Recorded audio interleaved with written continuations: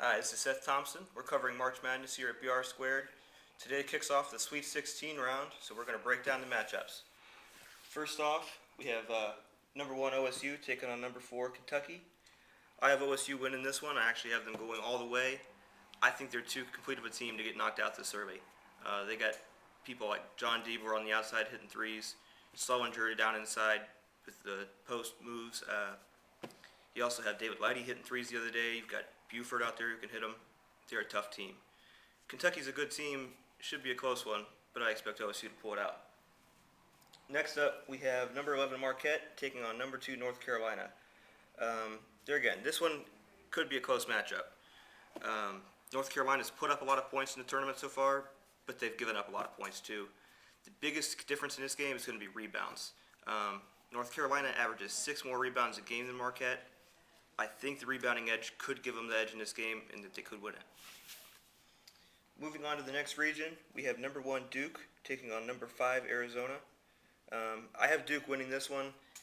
Arizona has no wins in the regular season against top 25 teams. Duke obviously does. They took out North Carolina earlier in the season. They're a good team. They've been number 1 this season. Didn't stay there, but they were always at the top. They also averaged 5 more points a game, 4 more rebounds a game. I think they win this one. We'll throw it to V's. Moving on, we have number 3 UConn facing number 2 San Diego State. The seeding shows this one could be a close one. I don't necessarily agree. I've thought since the beginning of the tournament that San Diego State is overrated. They beat Gonzaga this year as one of their ranked teams. They also beat BYU. Those are the only 2 ranked teams they beat, and BYU was without leading rebounder Davies when they lost to San Diego State. UConn, on the other hand, has a long list of ranked teams they've beaten this season. They knocked off Michigan State, Kentucky, Texas. They beat Georgetown twice, and they beat Louisville in the Big East tournament. So I think that they should win this one, again, fairly easily. All right, if we move up to the other side of the bracket, we've got number 1 Kansas taking on number 12 Richmond. This is a bracket that Kansas has a definite advantage in. Every other seed in this region is double digits. That's remarkable. Last year, only 3 teams in the whole bracket that were double digit made the Sweet 16. This year, 3 made it in one region alone. That's big. Kansas should win this, no problem. The other game in that bracket, VCU Florida State, could be a close one.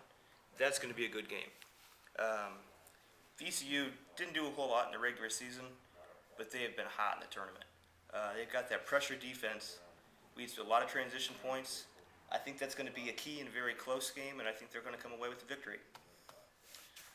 We move down to Butler and Wisconsin. As the 8th-seeded Bulldogs take on number 4 Badgers. I think this one could be pretty close. Big difference again. Butler, no wins against ranked teams this season. Wisconsin obviously knocked off Ohio State earlier in the year. They did get blown out against Ohio State later on, but they're a good team. They have to be consistent. They haven't always been the most consistent team throughout the year.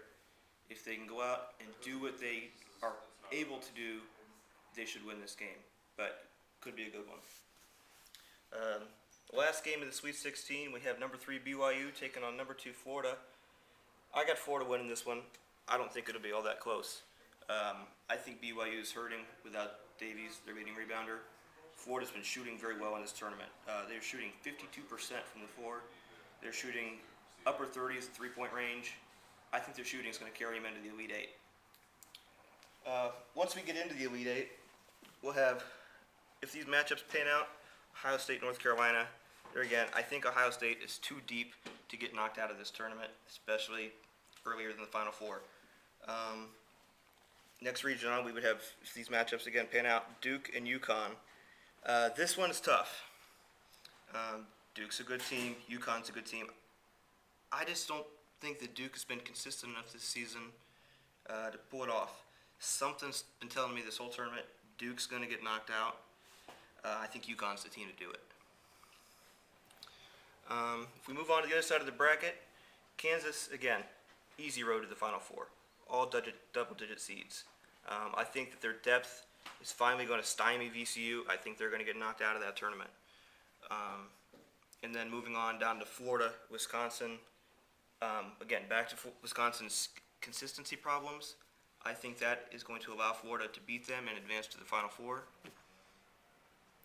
In my championship game, I've got Ohio State and Kansas matching up. I think Kansas is close to Ohio State in terms of depth. I still think Ohio State has the edge. I think it'll be a very high-scoring game. Both teams score a lot of points.